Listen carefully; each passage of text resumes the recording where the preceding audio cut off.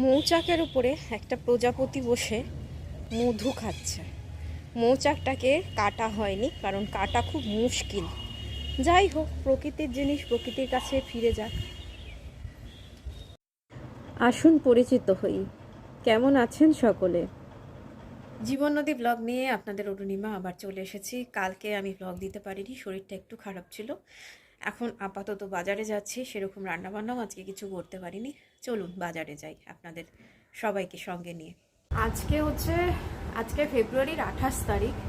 বাজার করতে গিয়ে পুরো ঘেমে টেমে এক অস্থির হয়ে গেলাম। বাজারে মোবাইলটা নিয়ে যাওয়া হয় না, কারণ এত ভিড়, রাস্তা পার হওয়া যায় না।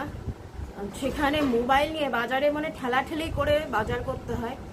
তো আর একটা অকওয়ার্ড পজিশন, মানে সবাই একটা মোবাইল ক্যামেরা নিয়ে ছবি তুলছে, এটা দেখলে অনেকেই অস্বস্তি বোধ করেন এবং অনেকেই চানও না যে তাদের ছবিটা ভিডিওর মারফত চলে যাক কোথাও।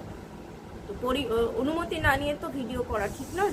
অনেক মানুষই আছেন, অনেক দোকানদার আছেন সেটা চান না, ফলত আমি বাজারে মোবাইলটা নিয়ে যাই না। তো চলুন দেখা যাক যে আমি কি কিনে এনেছি। রতন বসে আছে এখানে, এই যতক্ষণ আমি রান্নাঘরের কাজ করব এখানে বসে থাকবে। এবার বাজারের ব্যাগটাকে আমি চেয়ারের উপর তুলে রেখেছি, তা না হলে ও হিসু করে দেবে।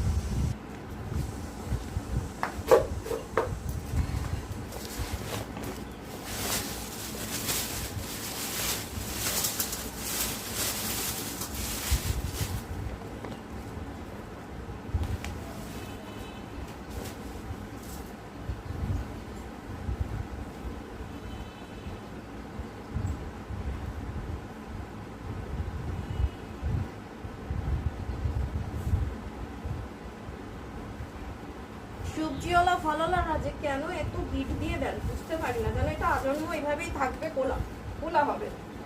লেবু এনেছি, গন্ধরাজ লেবু এনেছি, আর এনেছি গাজর, শসা, ক্যাপসিকাম।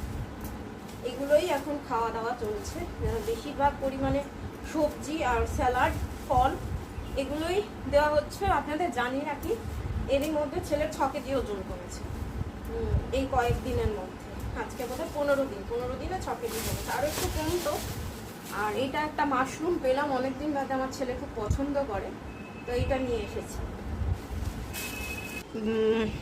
বাস্কেট ভর্তি সবজি ফল দেখতে খুব ভালো লাগে, তাই না? আমার তো বেশ ভালো লাগে, বিভিন্ন রকমের রং, এই দেখেই যেন অর্ধেক পেট ভরে যায়। ফ্রিজের বাস্কেটে গুছিয়ে তোলাটাও একটা কাজ। বাজার করে আসার পরেই যে সব নিষ্কৃতি হয়ে যাবে তা নয়। এখানে এই ফলগুলো একটু ধুয়ে রাখবো, একটা লেবু কাটবো, আর বাকি লেবুগুলো তুলে রাখবো। হয়ে গেলে ফ্রিজে ঢুকিয়ে দিচ্ছি।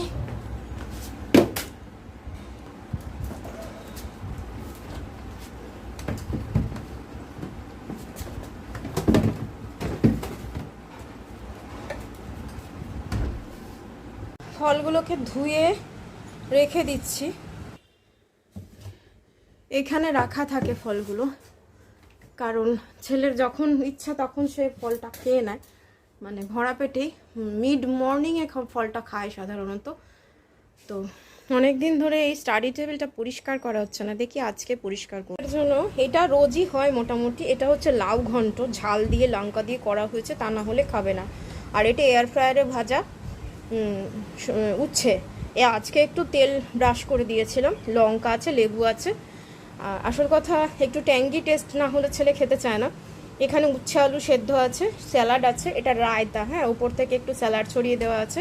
এটা চিকেন স্টু আছে, এখানে ডাল আছে, আর ভাতটা ক্যাসেরোলের মধ্যে রাখা আছে। তো এই হচ্ছে দুপুরের খাওয়া। একটা এই যে স্যালাডটা কেটেছি, গাজর, ক্যাপসিকাম, শসা, পেঁয়াজ, কাঁচা লঙ্কা, গোলমরিচ এবং বিট নুন আর লেবুর রস। এটা তো রোজই হয়, এটা দেখানোর আর কি আছে। আর এখানে লেবু কেটে রেখেছি। বাইরে যে ছানা, চিনি, মৌরি মিছরি রয়েছে আমার, তাদের জন্য এই যে মাংসের ছাট আর ডিমের কুসুম দিয়ে ভাতটা মেখে দিচ্ছি।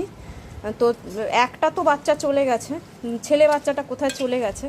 এখন 3টে বাচ্চা রয়েছে। তারা আবার কালকে কি করেছিল, কোথায় কোন কুকুর বিড়াল মেরেছে, সেই বিড়ালের দেহের অর্ধাংশ নিয়ে এসে আমার ঘোতন ঘরের মধ্যে কোলাপসিবলের ভিতরে বসে আছে, আর ওরা সেই বাইরে মাছি ভন ভন সেই দেহের অর্ধাংশ নিয়ে এসেছে, সেই আমার শরীর খারাপ, বমি পটি, তার মধ্যে আমাকে সেই ফেলতে হয়েছে। কি বলবো, হাসিও পাচ্ছে, কারণ ওরা গোতনের সঙ্গে ভাব করতে চায়, ওরা ওদের মতো কাজ করেছে। আমরা মানুষ হিসেবে সে তাকে বিচার করলে তো চলবে না। তো আছে একরকম, ওদের জন্য আজকে জল দেব, জলের ব্যবস্থা করব। এইটা হচ্ছে ঘোতনের ভাত।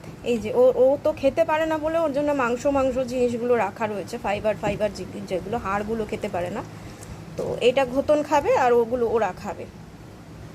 নিং টিং চিংপিং যিনি বড়, তিনি সম্পর্কে আমার বৌমা হন, আর এই তিনটি আমার নাতনি।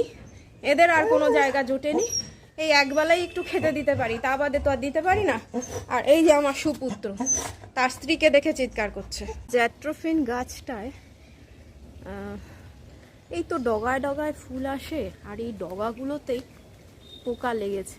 এটা দেখলাম মরেনি, ওষুধ দেওয়া সত্ত্বেও মরেনি। তাহলে কি উপায়? গাছটাকে এখান থেকে প্রুনিং করতে হবে, কেটেই দিই। দেখি কাঁচিটা নিয়ে এসে কাটি।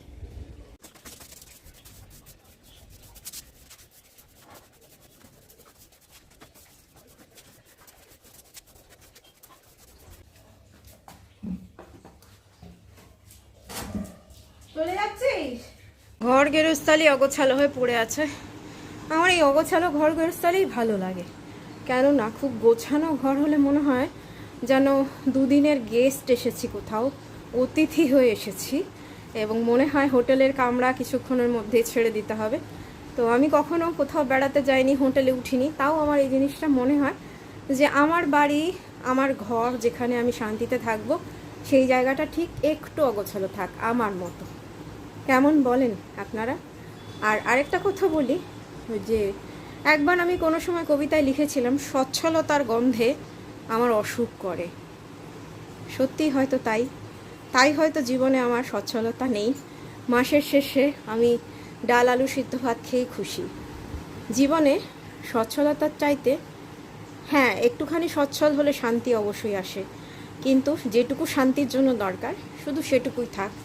যাই হোক, অনেক কথা বললাম। গোতনকে খাওয়ানো হয়ে গেছে, এই যে এইখানে ওই দূরে গিয়ে বসে আছে, কারণ এটো যতক্ষণ না মোছা হয় ততক্ষণ সে ওইখানে গিয়ে বসে থাকে। আগের জন্মে মনে হয় ব্রাহ্মণ টাহ্মণ ছিল, আমি ওর পেছনে এভাবেই লাগি। যাই হোক, কাজ বলতে এখনকার মতো কাজ শেষ হলো। এইবারে যাব স্নান করতে, মাথাটা একটু শ্যাম্পু করবো, অনেকদিন ধরে শ্যাম্পু করা হচ্ছে না, ডাইও করা হচ্ছে না। সেই ডাইয়ে চুলোও যাক, দরকার নেই ডাইয়ের এখন।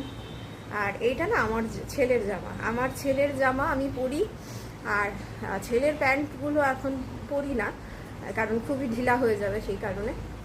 তো ছেলের জামা, ছেলের প্যান্ট এগুলো আমি পরি, কিন্তু পরে এইভাবে কিন্তু আমি, মানে একটা লোকে দেখে ভাবে যে বাবা অরুণিমার কি শখ সাধ, মানে দিন দিন জীবনযাপনের কায়দাই বদলে যাচ্ছে, এত কায়দাবাজি করছে কেন?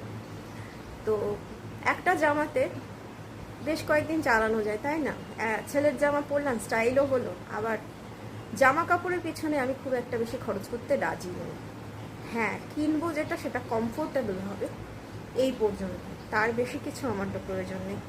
আর একটা জামা দিয়ে সেটা পরিচ্ছন্ন হলে আমি যে কোনো জায়গায় সেটা পরে চলে যেতে পারি, আমার কিন্তু অসুবিধা হয় না। মানসিকভাবে আমি এতটাই সমস্ত কিছু থেকে ডিটাচড হয়ে গেছি যে আমার আর এই বহিরঙ্গের যে সমস্ত কিছু, এগুলো আমার ব্যক্তিগতভাবে ভালো লাগে না। তাই বলে আমি কিন্তু এটা বলছি না কখনো যে আমার কিন্তু মানুষকে সেজে গুজে দেখতে ভালো লাগে। মানুষ যখন সুন্দর সুন্দর জামা কাপড় পরেন, গয়না পরেন, পোশাক আশাক পরেন, বেড়াতে যান, আমার ভালো লাগে, কিন্তু আমি আমার এই নিজের যে কমফোর্ট জোন, সেটা থেকে আমি খুব একটা বেরোতে পছন্দ করি। যাই হোক, ভালো থাকবেন সকলে। আজকের মতো টাটা, কালকে আবার আসবো আপনাদের জন্য নতুন ভাগ নিয়ে। আসি তাহলে, ভালো থাকবেন।